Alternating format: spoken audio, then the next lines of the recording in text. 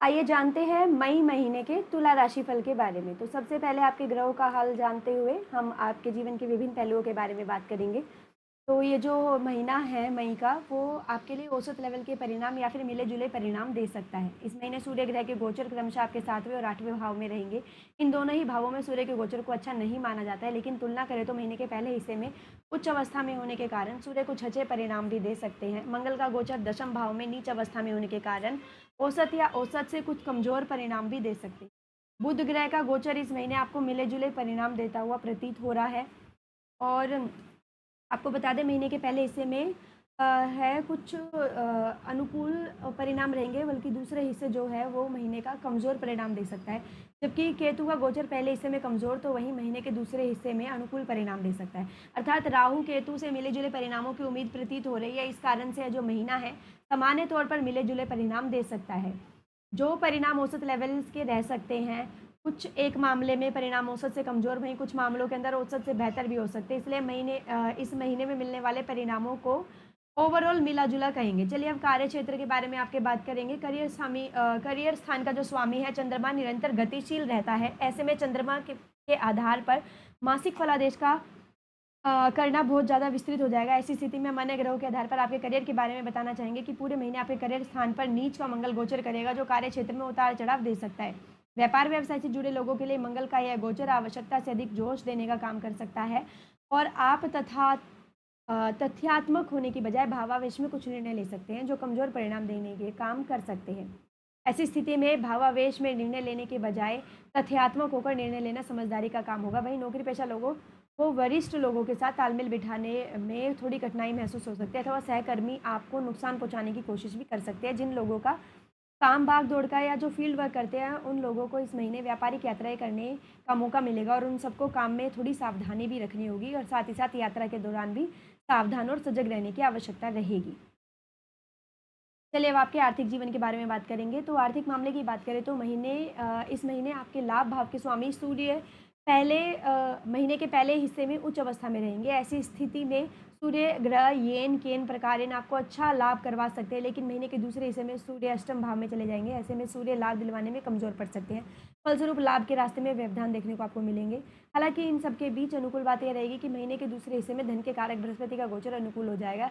गोचर में बृहस्पति की अनुकूलता आमदनी की निरंतरता को मेंटेन करने की कोशिश करेगी। धन भाव के स्वामी मंगल ग्रह इस महीने नीच अवस्था में रहेंगे, जो इस बात का संकेत कर रहे हैं कि धन को बचाने में इस महीने कुछ कठिनाई रह सकती है। अर्थात संतोष प्रिय या फिर सम्मानजनक लेवल की आमदनी होने के बावजूद भी इस महीने आप बचत करने में पीछे रह सकते हैं।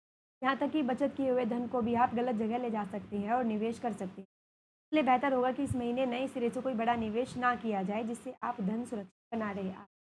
कहने का तात्पर्य है कि आर्थिक मामले में मई का महीना आपको मिले जुले परिणाम देता हुआ प्रतीत हो रहा है। अब चलिए स्वास्थ्य के बारे में बात करेंगे। तो इस महीने आपको औसत लेवल के परिणाम स्वास्थ्य दे सकता है, या फिर कभी कभी परिणाम औसत से कमजोर भी रह सकते हैं, क्योंकि आपकी लग्न राशि के स्वामी शुक्र उच्च अवस्था में होने के कारण भी छठे भाव में रहेंगे, जो स्वास्थ्य में कुछ कमजोरी देने का काम कर सकते हैं। आरोग्यता का कारक सूर्य ग्रह महीने के पहले हिस्से में उच्च रहेगा, लेकिन सप्तम भाव में रहेगा, और यह बहुत अच्छी स्थिति नहीं है। जबकि महीने के दूसरे हिस्से में सूर्य पूरी तरह से कमजोर रह सकते हैं। इस कारण से महीने के पहले हिस्से में स्वास्थ्य में तुलनात्मक रूप से अनुकूलता देखने को मिल सकती है, जबकि दूसरा हिस्सा स्वास्थ्य में कुछ कमजोरी दे सकता है। मंगल का गोचर भी अधिक सपोर्ट नहीं कर पाएगा, विशेषकर ऐसे लोग जिन्हें हृदय से संबंधित या रक्त संबंधित कोई परेशानी पहले से है। उनके लिए इस महीने अपेक्षाकृत अधिक जागरूकता रखने की सलाह हम देना चाहेंगे। समय समय पर अपनी दवाई लेते रहे और समय समय पर अपने चिकित्सक से सलाह भी लेते रहे। ऐसा करके आप अपने समय को और स्वास्थ्य को मेंटेन करने में कामयाब होंगे। अब चलिए प्रेम वैवाहिक जीवन के बारे में बात करेंगे। यदि आपके प्रेम संबंध की बात की जाए तो इस महीने आपके प्रेम संबंध के लिए जो पंचम भाव का स्वामी है शनि, सामान्य तौर पर अनुकूल स्थिति में रहेगा। हालांकि शनि अपने नक्षत्र में होने के कारण कभी कभी कुछ बेरुखी दे सकता है। मंगल की अष्टम दृष्टि भी पंचम भाव पे रहेगी, जो बीच बीच में आर्ग्यूमेंट करवा सकती है। इन सभी कारणों से बहुत हद तक अनुकूलता होने के बावजूद भी कुछ विषम परिस्थितियां लव लाइफ में देखने को मिल सकती है।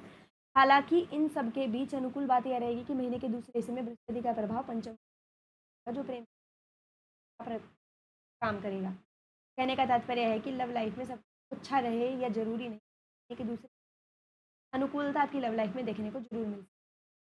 ऐसा इशारा प्रेम के कारक ग्रह शुक्र के द्वारा भी मिल रहा है, क्योंकि शुक्र रहेंगे तो उच्च अवस्था में जो भी अनुकूल बातें हैं छठे भाव में रहेंगे, और यह कमज़ोर बात भी है। अतः शुक्र भी सावधानी पूर्वक निर्वाह करने की स्थिति में परिणाम देने के वादा करने लग रही है। विवाद से मामलों के लिए महीना थोड़ा कमज़ोर है, लेकिन ना करें तो महीने का दूसरा हिस्सा विवाह आदि से संबंधित बातों को आगे बढ़ाने में मददगार बन सकता है।